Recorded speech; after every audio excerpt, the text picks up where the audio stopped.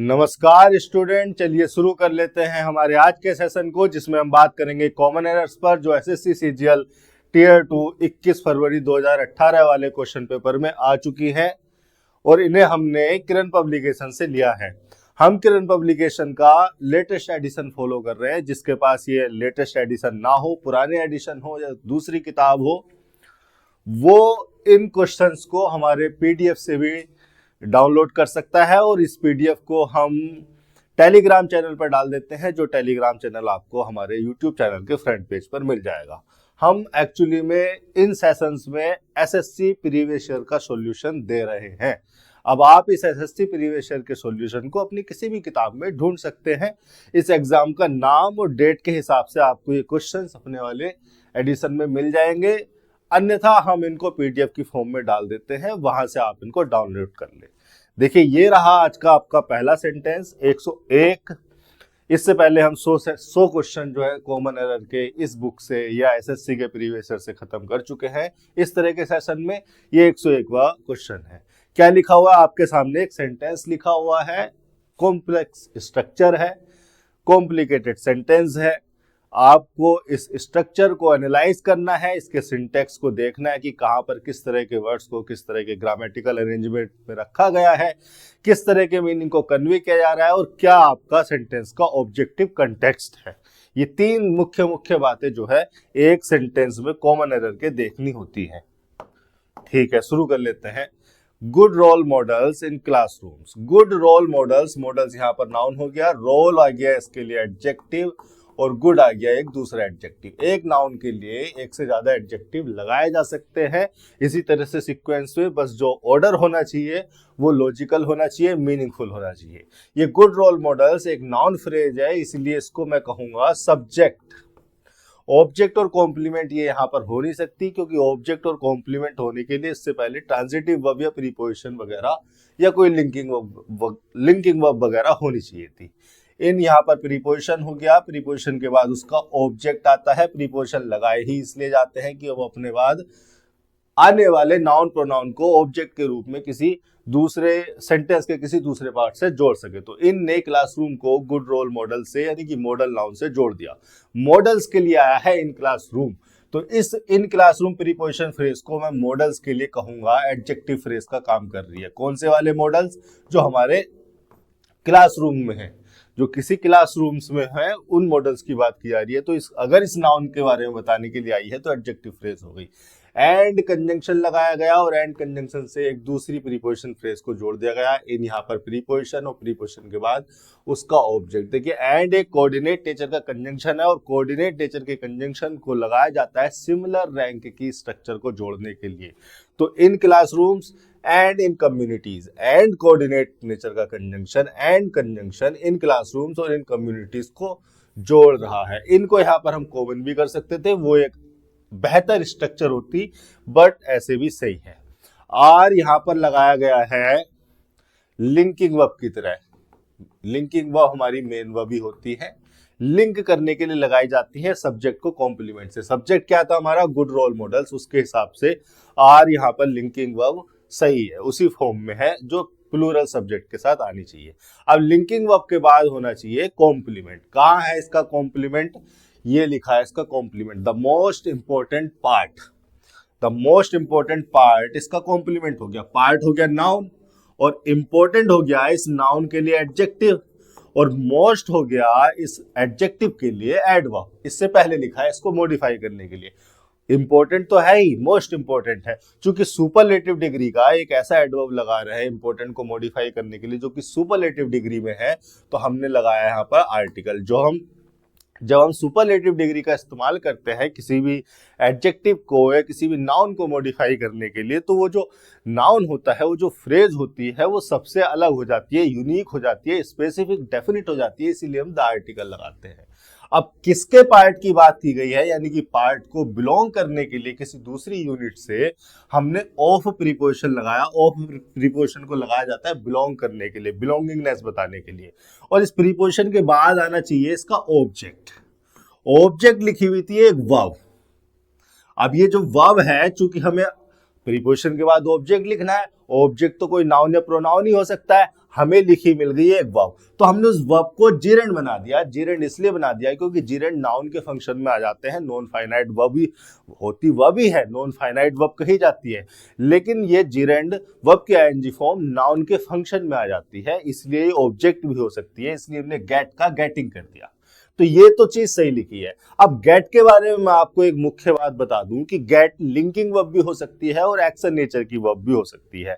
जब gate action nature की verb होती है तो उसका मतलब होता है कुछ अटेन करना, कुछ आपको मिल जाना या कुछ पाना। जैसे मैंने लिखा सी गॉट अ गिफ्ट, मैंने यहां पर एक सेंटेंस लिखा सी गॉट अ गिफ्ट, तो यहां पर मैंने गॉट को एक्शन वर्ब की तरह इस्तेमाल किया है। एक एक्शन यहां पर हुआ है, कुछ उसको मिला है।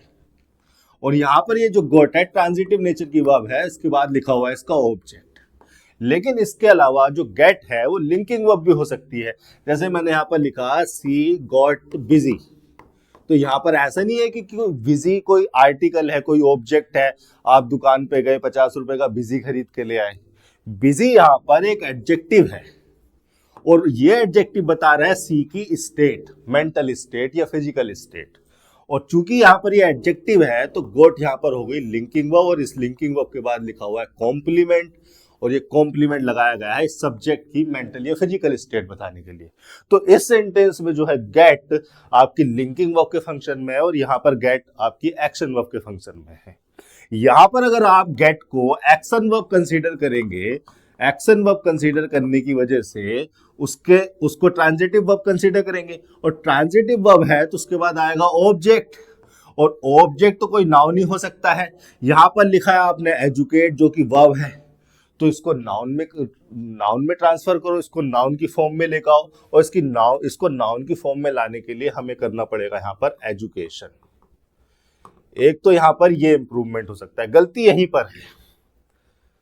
या तो एजुकेट का एजुकेशन करो, गेटिंग को ट्रांजिटिव वर्ब, एक्शन नेचर की वर्ब ट्रांजिटिव वर्ब कंसीडर करके ऑब्जेक्ट लिखो एजुकेशन।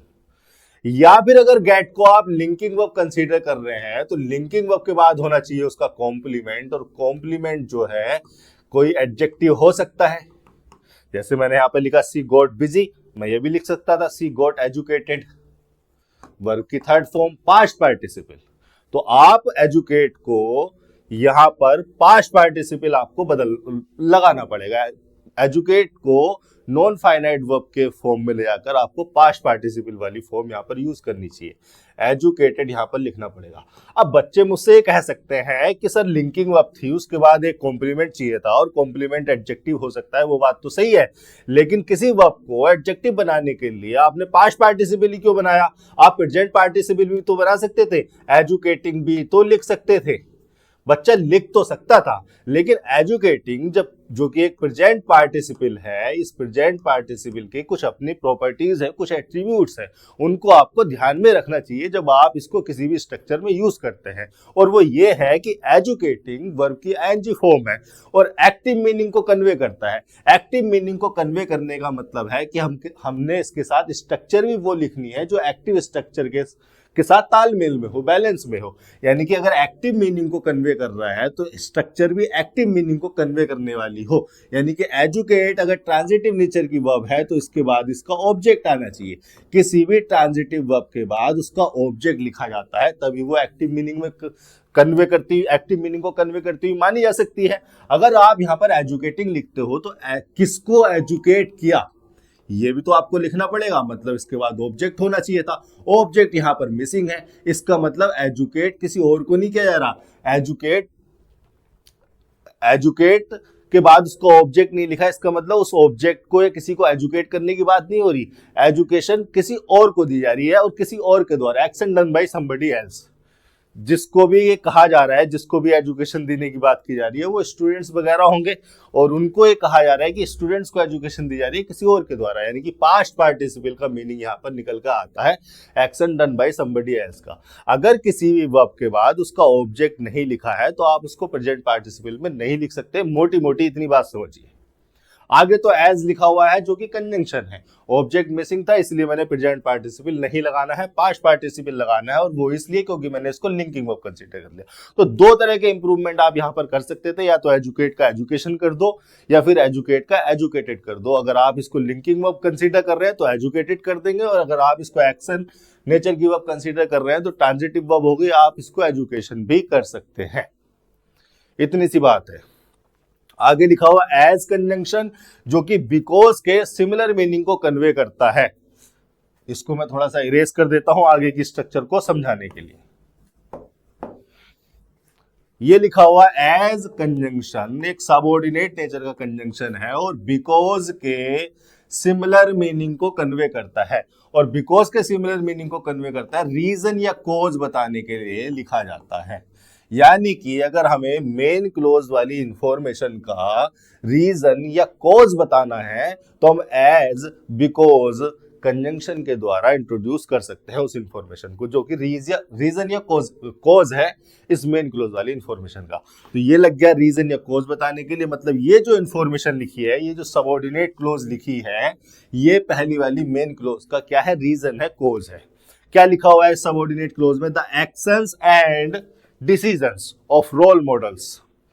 एक्शंस यहां पर नाउन हो गया, द लग गया आर्टिकल इसको डेफिनेट करने के लिए, एंड कंजंक्शन लग गया, कोऑर्डिनेट नेचर का कंजंक्शन है, सिमिलर रैंक के स्ट्रक्चर को जोड़ेगा, नाउन को नाउन से जोड़ रहे हैं। डिसीजंस भी प्लूरल हो गया। दा चूंकि हमने एक आर्टिकल है, दोनों नाउन के लिए कॉमन लगा दिया शुरू में।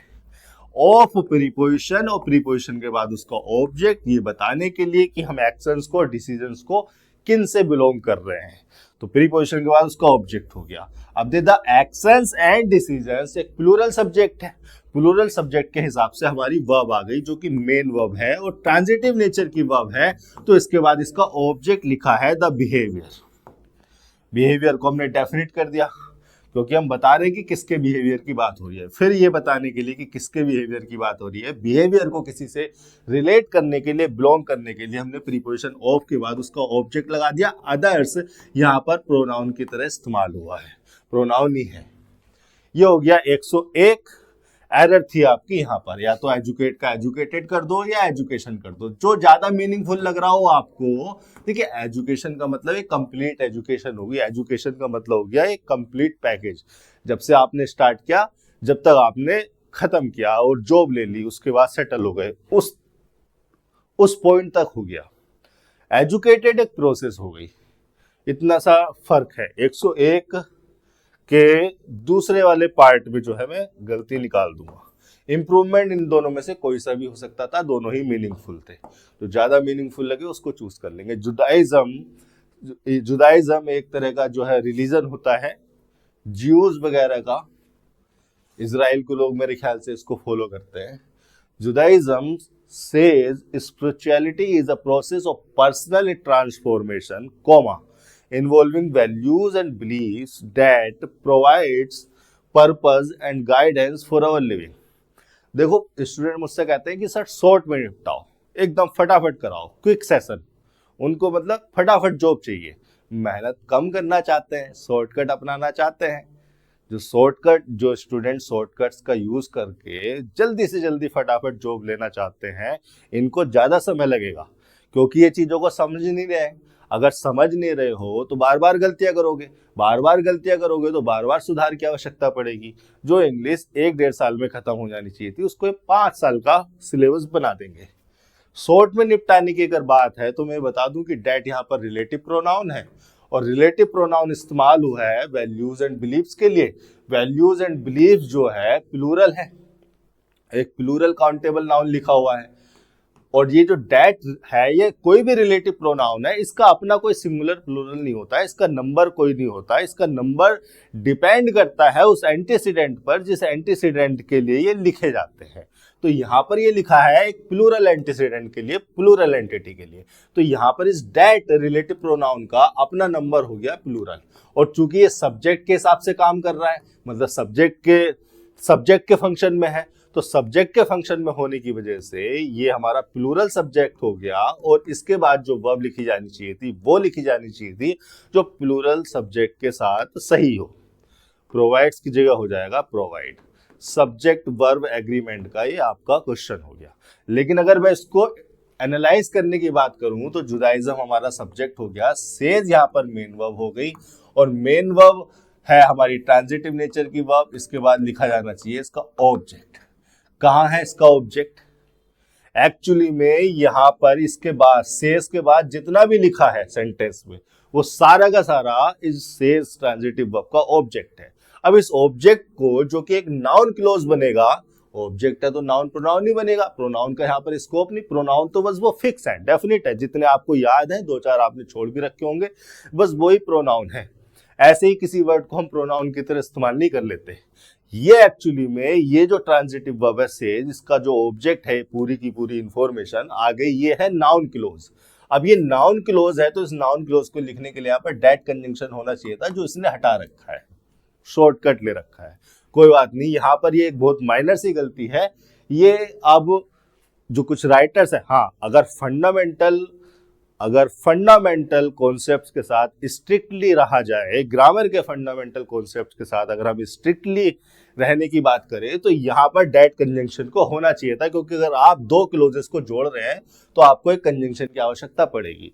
लेकिन चूंकि कुछ राइटर्स, कुछ एडवांस राइटर्स इस तरह की स्ट्रक्चर यूज करना शुरू कर देते हैं तो फिर ये नॉर्मलाइज हो जाता है। कोई बात नहीं, इसको अब गलती नहीं माना जा रहा है। जुडाइज्म सेज, इसके बाद इसका ऑब्जेक्ट लिखा है, और ऑब्जेक्ट है एक नाउन क्लोज। उस नाउन क्लोज का अगर देखने की बात करें तो स्पिरिचुअलिटी एक नाउन हो गया, और जो कि सिंगुलर नाउन है, अनकाउंटेबल नेचर का है, एक बिलीफ सिस्टम को बोला जा रहा है या फिर एक प्रैक्टिस सिस्टम को बोला जा रहा है, तो ये यहाँ पर हो गया इसके साथ लिंकिंग नेचर की वर्ब, और चूंकि इसको सिंगुलरली यूज किया गया है तो इस सही है। अब इसके बाद आना चाहिए था कॉम्प्लीमेंट, ये लिखा है कॉम्प्लीमेंट, और कॉम्प्लीमेंट चूंकि एक नाउन है तो इस नाउन को बिलोंग करने के लिए ऑफ प्रीपोजिशन लगा दिया। उस प्रीपोजिशन के बाद आना चाहिए इसका object. Personal transformation, transformation noun हो गया और पर्सनल हो गया उस नाउन के लिए, ट्रांसफॉर्मेशन के लिए एडजेक्टिव, और ऑफ प्रीपोजिशन का ऑब्जेक्ट हो गया पर्सनल ट्रांसफॉर्मेशन। कोमा लगा के अलग किया गया, इन्वॉल्विंग वर्ब की आईएनजी फॉर्म है कहने के लिए तो, लेकिन प्रीपोजिशन की तरह काम करती है, इन्वॉल्विंग, इंक्लूडिंग। ठीक है, अब ये प्रीपोजिशन के बाद इसका ऑब्जेक्ट लिखा हुआ है वैल्यूज एंड बिलीव्स। आप इसको वर्ब की आईएनजी फॉर्म ही कंसीडर करें, और वर्ब की आईएनजी फॉर्म चूंकि ट्रांजिटिव नेचर की वर्ब है तो इसके बाद अपना इसका ऑब्जेक्ट ले लेगी।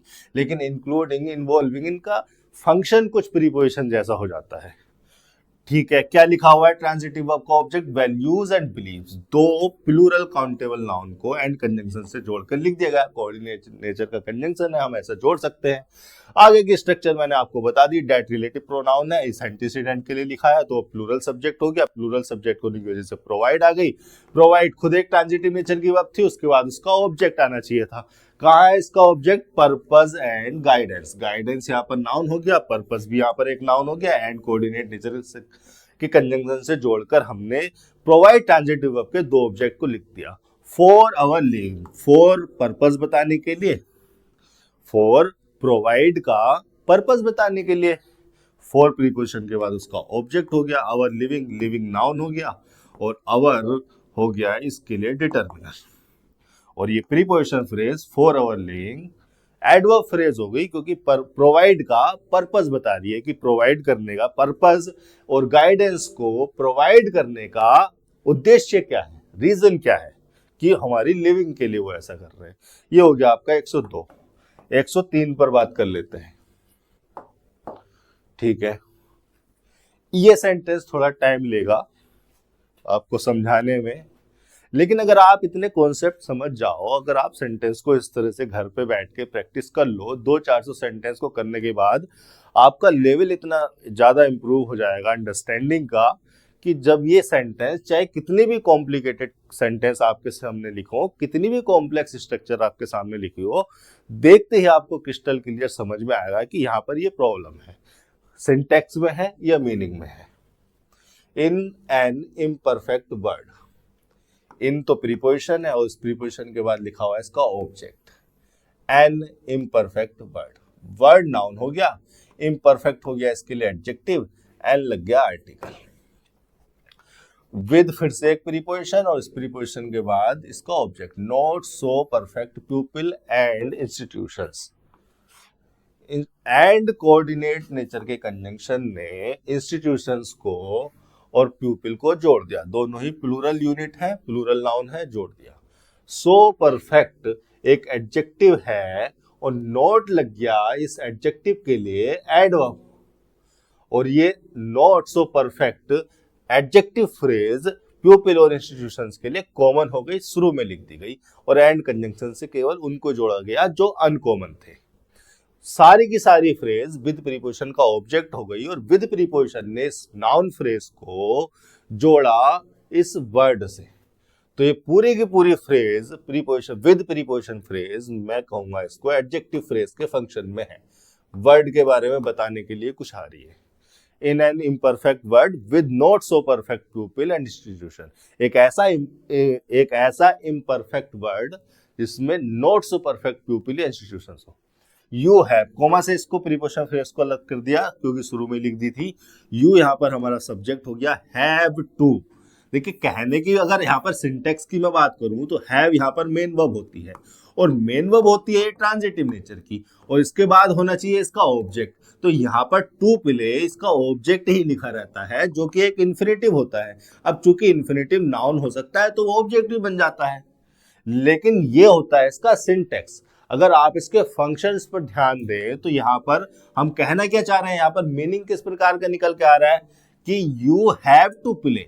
हैव का मतलब ओनरशिप में है, कुछ पोजीशन में है, और पोजीशन में क्या है, पोजीशन में है एक एक्टिविटी। अगर आपके पोजीशन में कोई आप किसी एक्टिविटी को या किसी एक्शन को आप पोजीशन में पोजेस करते हो या ऑन करते हो, तो इट मींस एक ऐसा सेंस निकल के आता है कि जैसे वो आपका ऑब्लिगेशन है, वो नेसेसिटी, आपको ये करना ही है, मेरे पास एक काम है मुझे ये करना है, इस तरह का सेंस यहां से निकल के आता है। इसलिए कह देते हैं सिंटैक्टिकली तो ये हैव ट्रांजिटिव वर्ब हो गई, लेकिन फंक्शनली ये कह देते हैं कि हैव टू एक सेमी मोडाल की तरह काम करता है, और इस सेमी मोडाल का इस्तेमाल कर लेते हैं हम किसी ऑब्लिगेशन या नेसेसिटी को एक्सप्रेस करने के लिए। और इसके बाद जो प्ले लिखा हुआ है ये एक मेन वर्ब है, और मेन वर्ब है तो ट्रांजिटिव नेचर की वर्ब है। इसके बाद लिखा है इसका ऑब्जेक्ट योर रोल। अब आगे एक कॉम्प्लिकेटेड स्ट्रक्चर लिखी हुई है, द बेस्ट यू कैन, उसके बाद खत्म। द बेस्ट यू कैन को समझने के लिए जरा मेरा ये वाला सेंटेंस समझ के दिखाओ। मैंने लिखा I can do my best. ठीक है, ये तो पता ही है आपको, डू ट्रांजिटिव वर्ब हो गई, उसके बाद लिखा हुआ है इसका ऑब्जेक्ट। अब एक्चुअली में जो बेस्ट वर्ड है ये यूजुअली हम एडजेक्टिव की तरह इस्तेमाल करते हैं, लेकिन यहां पर मैंने इसको नाउन की तरह इस्तेमाल कर रखा है, और इससे पहले लगा रखा है मैंने डिटर्मिनर।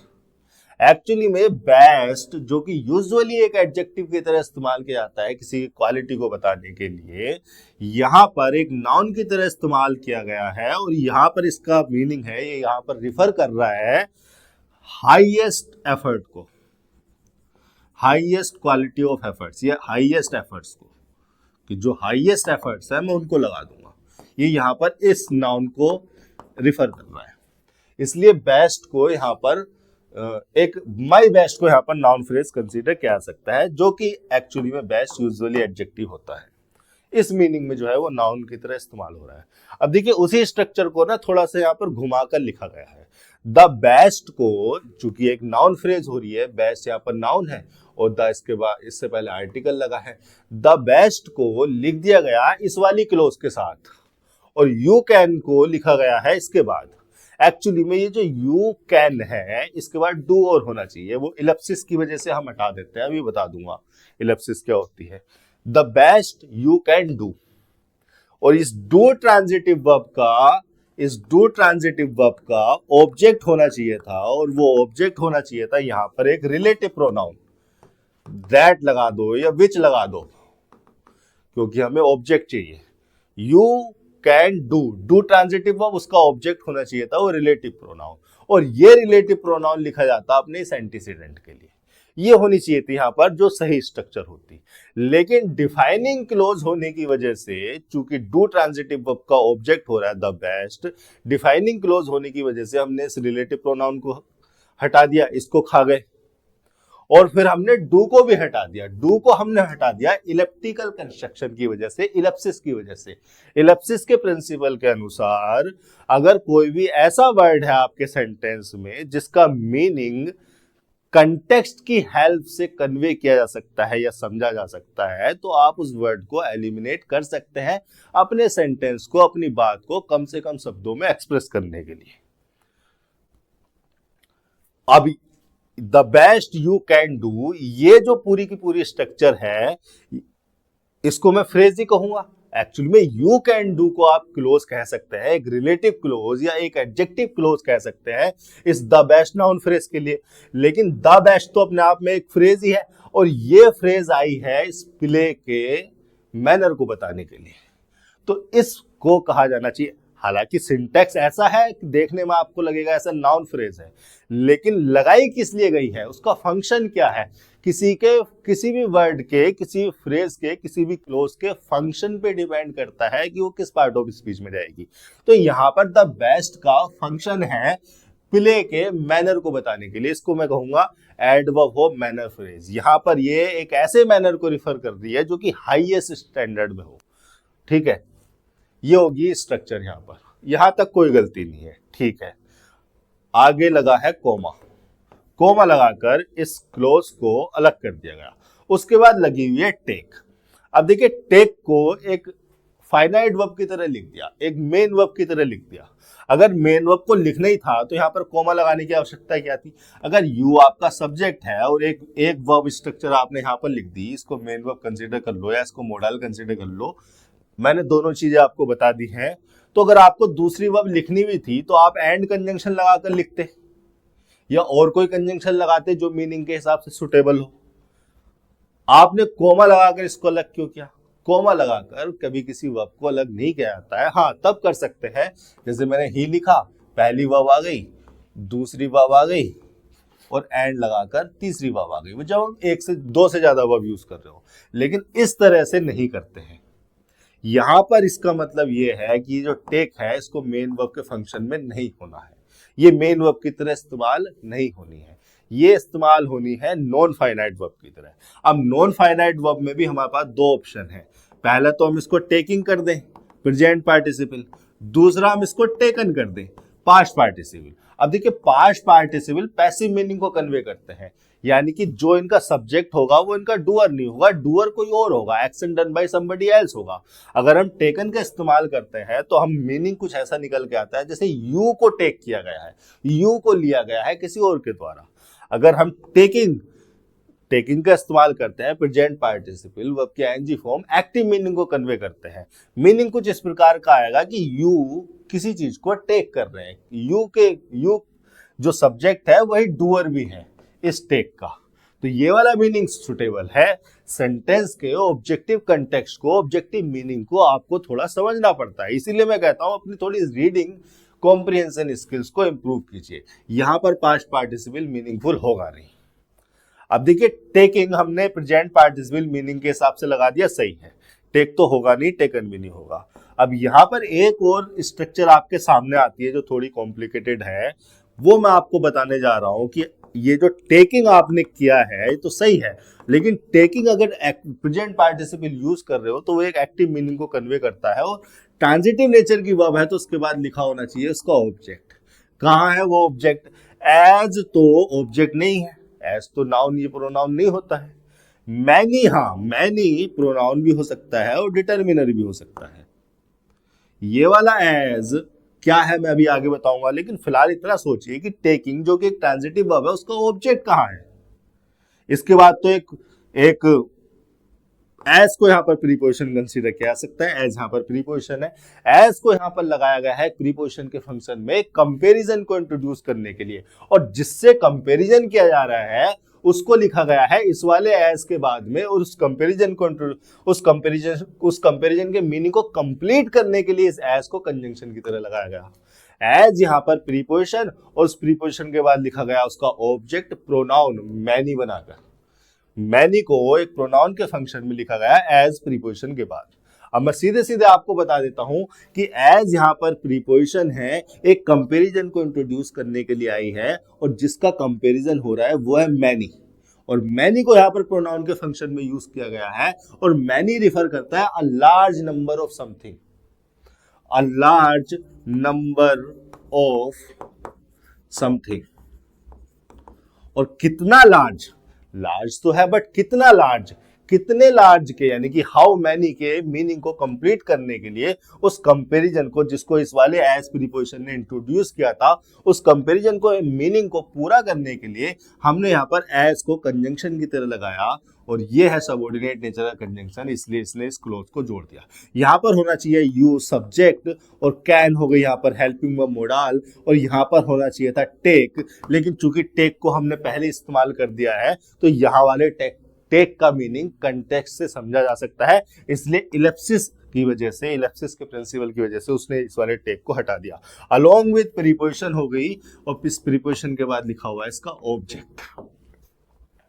अब टेक के बाद जो कि एक ट्रांजिटिव वर्ब है उसका ऑब्जेक्ट है ही नहीं, तो क्या ये मान लें कि टेक को इंट्रांजिटिवली यूज किया गया है? देखिए ये मैं कह रहा हूं प्रीपोजिशन है, और उस प्रीपोजिशन के बाद लिखा हुआ है इसका ऑब्जेक्ट। मैनी को प्रोनाउन कंसीडर किया जा सकता है जो लार्ज नंबर ऑफ समथिंग को रिफर करेगा, और इस प्रीपोजिशन ने क्या है, कंपैरिजन। तो ये जो प्रीपोजिशन फ्रेज यहां पर आई है, प्रीपोजिशन फ्रेज तो मैं बता चुका हूं, या तो एडजेक्टिव होती है या एडवर्ब होती है, ऑब्जेक्ट तो बन नहीं जाएगी। अगर टेक के बाद उसका ऑब्जेक्ट लिखना था तो सीधे मैनी लिखते। तो क्या टेक को इंट्रांजिटिवली यूज किया गया है? नहीं, टेक अभी भी ट्रांजिटिव है, लेकिन उस ट्रांजिटिव वर्ब टेकिंग का ऑब्जेक्ट एक्सप्लिसिटली ना लिखकर कंटेक्स्ट पर छोड़ दिया गया। अब टेकिंग का या टेक ट्रांजिटिव वर्ब का ऑब्जेक्ट हो रहा है वो थिंग्स जिसको ये पूरी की पूरी फ्रेज रिफर कर रही है। As many as you can take along with you, ये जो पूरी की पूरी फ्रेज है ये जिन लार्ज नंबर ऑफ थिंग्स को रिफर कर रही है, इनडायरेक्ट वे में या डायरेक्ट वे में भी कह सकते हैं, as many as you can along with you, as many as you can along with you phrase जिन लार्ज नंबर ऑफ थिंग्स को रिफर कर रही है, वो लार्ज नंबर ऑफ थिंग्स ही इस टेकिंग ट्रांजिटिव वर्ब का ऑब्जेक्ट है। तो इस तरह से टेक यहां पर ट्रांजिटिव वर्ब के फंक्शन में ही है, लेकिन उसके ऑब्जेक्ट को एक्सप्लिसिटली ना लिखकर कंटेक्स्ट के मीनिंग पर छोड़ दिया गया। ये हो गया आपका यहां पर करेक्शन, यहां पर ही गलती थी। उसके बाद देखेंगे अलोंग विद। अलोंग विद जो है, विद यहां पर आप अलोंग विद की स्ट्रक्चर को देखेंगे, ये अच्छा प्रीपोजिशन है, आप इस स्ट्रक्चर को विद प्रीपोजिशन लगाकर भी इसका मीनिंग कन्वे कर सकते थे, लेकिन आपने अलोंग ही क्यों लिखा? देखिए विद प्रीपोजिशन लगाया जाता है तो हैविंग के सेंस में, आप कुछ अपने साथ हैव करके चल रहे हैं, ले जा रहे हैं, आपके पास कुछ है, आप कह सकते हो आप उसके विद में हैं। या फिर अकंपनी के मीनिंग को कन्वे करने के लिए आप अपने दोस्त के साथ मार्केट गए, मैं गया, आप गए, और आपका फ्रेंड आपके साथ गया, तो आप क्या कहते हैं कि आप अपने फ्रेंड को अकंपनी कर रहे हैं, या आपका फ्रेंड आपको अकंपनी कर रहा है, कंपनी दे रहा है। तो विद लगाया जाता है तो हैविंग के सेंस में या अकंपनीइंग के मीनिंग को कन्वे करने के लिए। अलोंग को हमने क्यों लगाया? अलोंग देखिए लगाया जाता है पैरेलल मूवमेंट को एक्सप्रेस करने के लिए, पैरेलल मूवमेंट को रिफर करने के लिए। अगर आप जा रहे हो तो आपके साथ वो थिंग्स भी जा रही हैं, ये हो गए यू, और ये हो गया वो थिंग्स जो ले जाने की बात की जा रही है साथ में। तो अलोंग पैरेलल मूवमेंट को रिफर करता है। यहां से एक सेंस निकल के आ जाता है एडिशनल का, कि आप तो जा ही रहे हो या आप तो मूव कर ही रहे हो, लेकिन आपके साथ कुछ थिंग्स भी हैं। तो इस एडिशनल के मीनिंग को कन्वे करने के लिए हमने अलोंग लगा दिया। अब कहने का मतलब यह है कि अलोंग विद प्रीपोजिशन के द्वारा हम किसी ऐसे ऑब्जेक्ट को जोड़ने की कोशिश करते हैं जो आप एडिशनल थिंग्स की तरह कैरी कर रहे हो या कन्वे कर लेकर जा रहे हो। ये हो गया यहाँ पर स्ट्रक्चर। विद हो गया प्रीपोजिशन, यहाँ पर कोमा लगा के स्ट्रक्चर को लग कर देगा। विद हो गया प्रीपोजिशन, और प्रीपोजिशन के बाद आ गई एम्पैथी। एम्पैथी का मतलब होता है एबिलिटी टू अंडरस्टैंड एंड से the feelings of other. With preposition, उसके बाद उसका ऑब्जेक्ट एंड कंजंक्शन लगा दिया गया, और इसके बाद लिखा a bit of loving detachment. And हो गया हमारा कंजंक्शन एम्पैथी को और a bit of loving detachment को जोड़ने के लिए। अ बिट एक नाउन फ्रेज हो गई, ऑफ हो गया प्रीपोजिशन, प्रीपोजिशन के बाद उसका object loving detachment. Detachment noun हो गया, लविंग हो गया इसके लिए एडजेक्टिव। ठीक है, एम्पैथी को और a bit of loving detachment को जोड़ने के लिए एंड कंजंक्शन लगा दे। तो यहां पर गलती थी, स्ट्रक्चर थोड़ी कॉम्प्लिकेटेड है, आपको समझनी पड़ेगी। 104 ये स्ट्रक्चर ऐसी होती है, एक बार अगर आप इनको समझ गए तो फिर अब दोबारा ये आपको कहीं भी दिखेंगी, आप परेशान नहीं होंगे। एग्जामिनर करता क्या है, एक कॉम्प्लिकेटेड स्ट्रक्चर को लिखता है, कॉम्प्लेक्स स्ट्रक्चर को लिखता है और उसके बीच में एक छोटी सी कई आसान सी गलती को छुपा देता है। लेकिन स्ट्रक्चर इतनी कॉम्प्लिकेटेड होगी कि आपको स्ट्रक्चर देख के ही परेशान नहीं हो जाना है। ये इतनी सारी चीजें आपको बताने का मतलब यही है, समझाने का मतलब यही है कि आप किसी भी स्ट्रक्चर को देख के परेशान ना हो, उसको सिंटैक्टिकली एनालाइज करें। आपके सामने कोई भी स्ट्रक्चर लिखी हो वो क्रिस्टल क्लियर हो आपको, और आपको पता लग जाए कि कहां पर क्या गलती है। 104 क्या लिखा है, Earth's resources have to be protected and sustained, and we need to share our resources across species as we all are interconnected as one giant living organism. Earth's resources, resources यहाँ पर नाउन हो गया जिसको possession बनाया गया है अर्थ possessive noun की apostrophe S लगाकर। ये हो गया हमारा सब्जेक्ट, सब्जेक्ट है हमारा प्लूरल, प्लूरल है तो हमने लगा दिया हैव। फिर से वही स्ट्रक्चर आ गई, हैव को मैं ट्रांजिटिव वर्ब कंसीडर करता हूं, उसके बाद लिखा हुआ है टू बी यानी कि 2 + V1। फंक्शनली अगर इसको देखा जाए तो हैव टू सेमी मोडाल की तरह काम करता है, और एक ऐसा सेमी मोडाल जिसको हम ऑब्लिगेशन या नेसेसिटी को एक्सप्रेस करने के लिए लगाते हैं। तो हमारा ऑब्लिगेशन या नेसेसिटी क्या है, प्रोटेक्ट करने का है। किसको प्रोटेक्ट करने का है, अर्थ रिसोर्सेस को। तो जो सब्जेक्ट है हमारा वो डूअर है क्या, डूअर वो नहीं है। अर्थ रिसोर्सेस किसी को प्रोटेक्ट नहीं कर रहे हैं, अर्थ रिसोर्सेस को प्रोटेक्ट किया जाना है किसी और के द्वारा, हम लोगों के द्वारा। तो action done by somebody else है, इसीलिए उसने यहां पर मोडाल के बाद बी प्लस वर्ब की थर्ड फॉर्म लगाई, और बी प्लस वर्ब की थर्ड फॉर्म है पैसिव स्ट्रक्चर। जहां पर भी action done by somebody else का सेंस आता है हम पैसिव स्ट्रक्चर को यूज कर लेते हैं। अब देखिए यहां पर पैसिव स्ट्रक्चर लगी है और यहां पर लगा हुआ है एंड कोऑर्डिनेट नेचर का कंजंक्शन, उसके बाद लिखा हुआ है सस्टेन, जो कि ये भी मेन वर्ब है और ये भी मेन वर्ब है।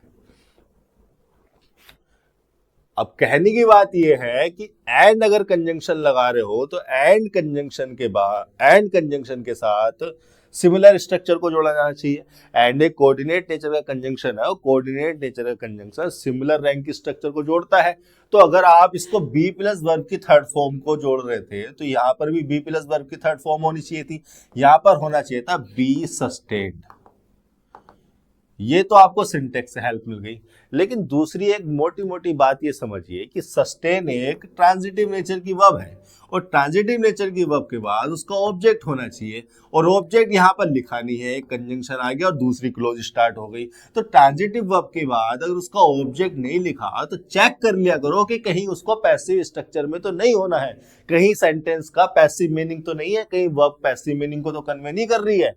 सस्टेन किसी और चीज को किया जाना है, जिस चीज को ऑब्जेक्ट के रूप में यहां पर लिखने की जरूरत है नहीं, सस्टेन किया जाना है अर्थ रिसोर्सेस को, जिस तरह से उन्हें प्रोटेक्ट किया जाना है और सस्टेन भी उन्हीं को किया जाना है। तो यहां पर जो स्ट्रक्चर आनी चाहिए बी सस्टेन आनी चाहिए। अब बी हो गया दोनों के लिए कॉमन, उसको शुरू में लिख दिया, प्रोटेक्टेड एंड सस्टेन्ड को एंड कोऑर्डिनेट नेचर के कंजंक्शन से हमने जोड़ कर लिख दिया।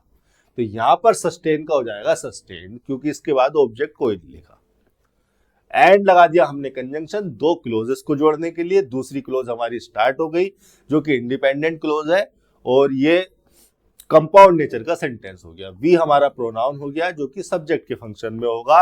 नीड टू शेयर, नीड यहाँ पर मेन वर्ब है जो कि ट्रांजिटिव नेचर की वर्ब हो गई। उसके बाद आना चाहिए उसका ऑब्जेक्ट, ऑब्जेक्ट है टू शेयर जो कि एक इन्फिनेटिव है, 2 + V1।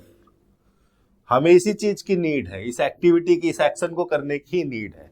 अब ट्रांजिटिव वर्ब में हमारा जो ऑब्जेक्ट, ट्रांजिटिव वर्ब में जो हमारी वर्ब है वो एक नॉन फाइनाइट वर्ब है, लेकिन है तो वर्ब ही, तो वर्ब के एट्रीब्यूट को कन्वे करेगी, और चूंकि वो एक ट्रांजिटिव वर्ब है, शेयर खुद एक ट्रांजिटिव वर्ब है, उसने अपने बाद दिया उसका object our resources. Object resources noun हो गया, आवर हो गया डिटर्मिनर। अक्रॉस प्रीपोजिशन है। प्रीपोजिशन जब भी मेरे सामने आते हैं मैं थोड़ा खुलकर बात करता हूं, क्योंकि मैंने अक्सर देखा है एसएससी के स्टूडेंट्स प्रीपोजिशन को लेकर बड़े कंफ्यूज रहते हैं। देखिए ये जो अक्रॉस है, अगर आप इसको स्पेस या रीजन के कंटेक्स्ट में यूज करोगे किसी फिजिकल मूवमेंट को रिफर करने के लिए, तो ये रिफर करता है from one place to another. जैसे कि मैंने एक एग्जाम्पल के तौर पर लिखा अक्रॉस द पार्क, तो ये अगर आपका पार्क है और आप कह रहे हो अक्रॉस द पार्क, तो आप इसके इस पॉइंट से, इस प्लेस से दूसरे वाली साइड को, दूसरे वाली प्लेस को रिफर कर रहे हो, तभी आप कह सकोगे अक्रॉस द पार्क। कोई लड़की, कोई लड़का यहां से चला और यहां पहुंच गया, तो उसकी जो मूवमेंट हुई वो अक्रॉस द पार्क हुई। इस तरह से हम फिजिकल मूवमेंट के कंटेक्स्ट में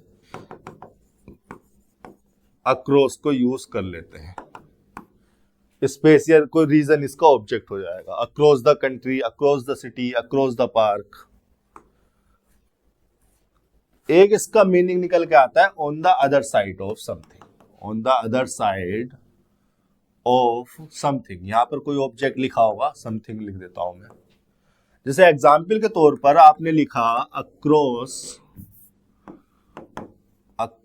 द रोड, तो ये अगर आपकी रोड है और यहां पर आप खड़े हुए हो, तो आप इस वाली साइड को, इस वाली साइड कोई दुकान है, आपका मित्र खड़ा हुआ है, कोई कार खड़ी हुई है, कोई बस खड़ी हुई है, आप उसको कह सकते हो across the road, on the other side of the road. ठीक है। इसके अलावा अक्रॉस को एक मीनिंग में, एक फंक्शन में और यूज कर सकते हैं, और वो ये है कि किसी स्पेस, रीजन या प्लेस या किसी डोमेन के एंटायर स्कोप को कवर करने के लिए, एंटायर स्कोप को कवर करने के लिए।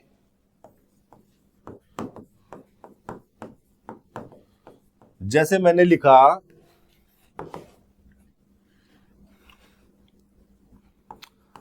ये आपका लिख देता हूं एग्जांपल, अक्रॉस द स्पीसीज। ठीक है, तो अक्रॉस प्रीपोजिशन लगाया गया है जितनी भी स्पीसीज है हमारे अर्थ पर, उन सारी स्पीसीज को कवर करने के लिए। ठीक है, उन सारी स्पीसीज को अपने एक्शन के स्कोप में कवर करने के लिए, कि जो भी एक्शन हो रहा है उसका इफेक्ट, उसका इम्प्लीमेंटेशन, एप्लीकेशन इन सारी ही स्पीसीज के लिए वैलिड है, सभी को जो है अपने स्कोप में कवर करने के लिए। ये तीसरे फंक्शन में ही अक्रॉस को यहां पर लगाया गया है, अक्रॉस प्रीपोजिशन, उसके बाद उसका ऑब्जेक्ट हो गया सभी स्पीसीज को अपने एक्शन के स्कोप में कवर करने के लिए। अब देखिए एज को यहां पर लगा दिया, फिर से एक ये सबऑर्डिनेट नेचर का कंजंक्शन हो रहा है, और अभी मैंने आपको बताया था कि एज को बिकॉज के सिमिलर मीनिंग में हम लगा देते हैं कॉज या रीजन को एक्सप्रेस करने के लिए। यानी कि ये जो भी इंफॉर्मेशन मेन क्लोज में लिखी है उसका रीजन बताने के लिए हमने एज लगा दिया। वी हो गया प्रोनाउन जो कि सब्जेक्ट के फंक्शन में है। अभी देखिए ऑल जो वर्ड है इसको हमने यहां पर लगाया है एक एम्फेसाइजर या इंटेंसिफायर के रूप में। एम्फेसाइज का मतलब होता है जोर डालना किसी पर। यहां पर ऑल ऑलमोस्ट एम्फेटिक प्रोनाउन के सिमिलर फंक्शन में है।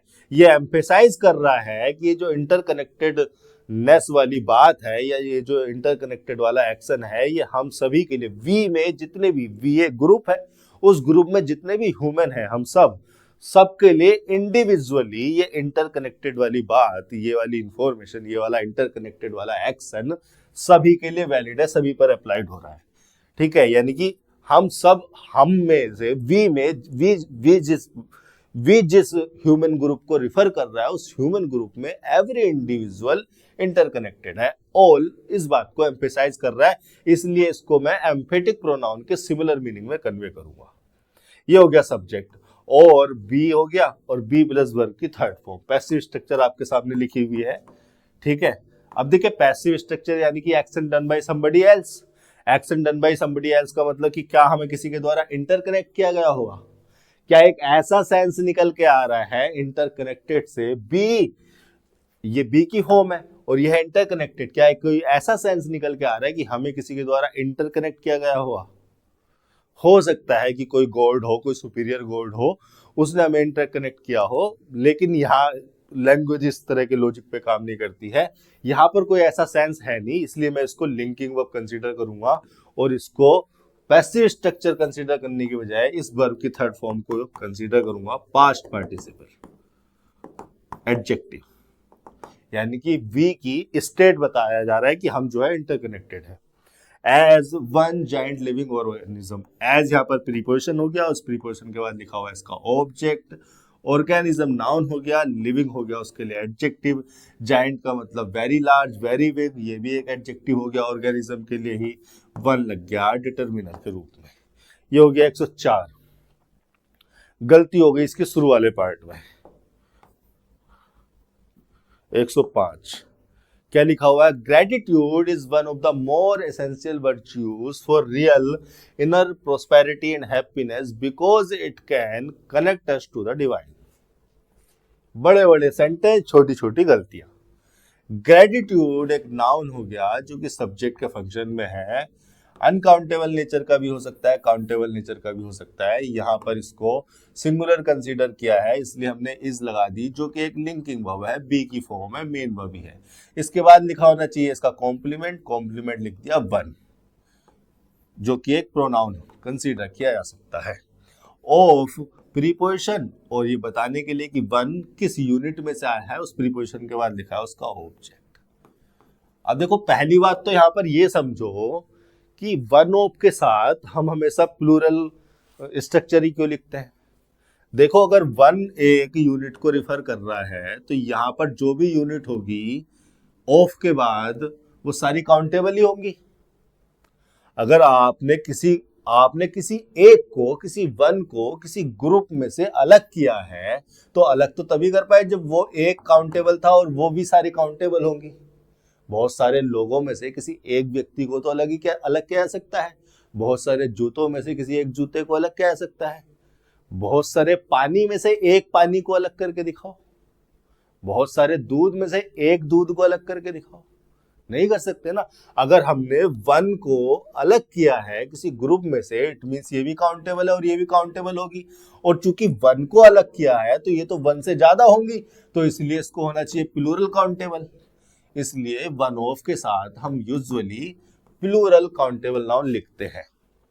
ठीक है। अब बहुत सारे मास्टर, बहुत सारे बच्चे जो है इसको लिखो रोल नंबर 48, जहां पर वन ऑफ लिख जाए, जहां पर वन ऑफ लिखा हुआ दिख जाए प्लूरल काउंटेबल नाउन, लिखो रोल नंबर 48, इस तरह समझा देते हैं। अपने अपने तरीके हैं, समझने जरूरी है। वर्च्यूज हमारा कॉमन काउंटेबल नाउन हो गया, इसलिए प्लूरल भी हो गया। एसेंशियल उसके लिए एडजेक्टिव हो गया, ये रहा, और मोर और द।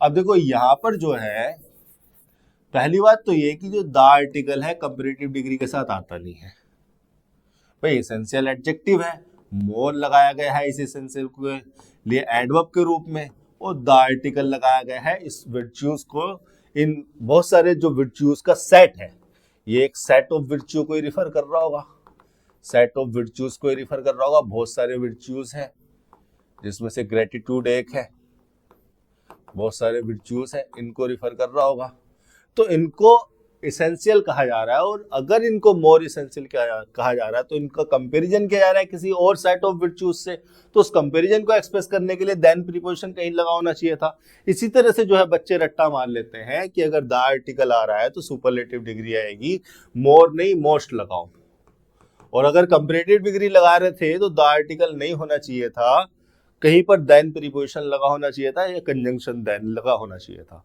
ये रट्टा मारने का तरीका है। लिखो रूल नंबर 50 कि अगर आपको द लिखा मिल जाए तो सुपरलेटिव डिग्री, अगर आपको देन कहीं लिखा मिल जाए तो कंपैरेटिव डिग्री, मोर के साथ देन लगाते हैं। लेकिन समझने वाली बात यह है कि हम यहाँ पर इस सेट ऑफ वर्च्यूज की सभी वर्च्यूज से कंपैरिजन कर रहे हैं। अगर वन वर्सेस ऑल का कंपैरिजन हो रहा है तो हमें सुपरलेटिव डिग्री लगानी चाहिए, मोर नहीं मोस्ट लिखना चाहिए, और हमने मोस्ट लिख दिया तो हम इस वाले सेट ऑफ वर्च्यूज को सबसे यूनिक यानी कि डेफिनेट स्पेसिफिक कन्वे कर रहे हैं, तो इसलिए हमें द आर्टिकल लगाना चाहिए। यहाँ पर ये गलती हो गई। फॉर प्रीपोजिशन, और प्रीपोजिशन के बाद उसका ऑब्जेक्ट आ गया real inner prosperity. Prosperity noun हो गया, इनर हो गया एडजेक्टिव, और रियल भी एडजेक्टिव हो गया उस प्रोस्पेरिटी के लिए। एंड हैप्पीनेस कंजंक्शन, और हैप्पीनेस नाउन हो गया। ठीक है, रियल इनर ये दो एडजेक्टिव इन दोनों नाउन के लिए कॉमन हो गए। एंड कंजंक्शन से उसी पार्ट को जोड़ा जाता है जो अनकॉमन हो, जो कॉमन हो उसको शुरू में लिख दिया जाता है। कॉमन लगाकर अलग किया गया, बिकॉज लगा दिया गया सबऑर्डिनेट नेचर कंजंक्शन, एक रीजन बताना चाह रहे हैं। इट हो गया सब्जेक्ट, कैन हो गया यहाँ पर हेल्पिंग वर्ब, कनेक्ट हो गया मेन वर्ब, और मेन वर्ब के बाद चूंकि ट्रांजिटिव नेचर की है तो उसके बाद उसका ऑब्जेक्ट आ गया अस। टू द डिवाइन, जिससे कनेक्ट किया गया उसको रिफर करने के लिए टू प्रीपोजिशन, और प्रीपोजिशन के बाद उसका ऑब्जेक्ट द डिवाइन। डिवाइन का डी बनाया, डिवाइन का डी बड़ा बनाया गया। ओके, ये हो गया 105। यहां पर गलती थी, सुपरलेटिव डिग्री का यूज करना था।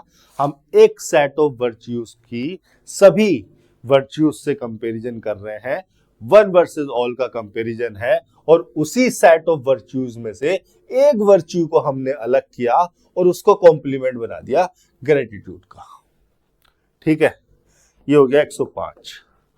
इसी तरह से जो है आपको प्रैक्टिस करनी है घर पे बैठ के, थोड़ा 2-4 महीने ज्यादा लग जाए, लेकिन अंडरस्टैंडिंग ऐसी हो कि आपसे गलतियां ना हो, सिलेक्शन आपका ना रुके।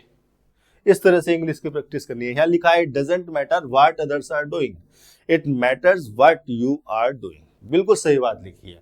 दूसरे क्या कर रहे हैं उससे फर्क नहीं पड़ता है, आप क्या कर रहे हैं फर्क उससे पड़ता है। तो आप अपनी तौर तरीकों को, अपनी प्रैक्टिस को, अपनी अप्रोच को बिल्कुल सही रखिए।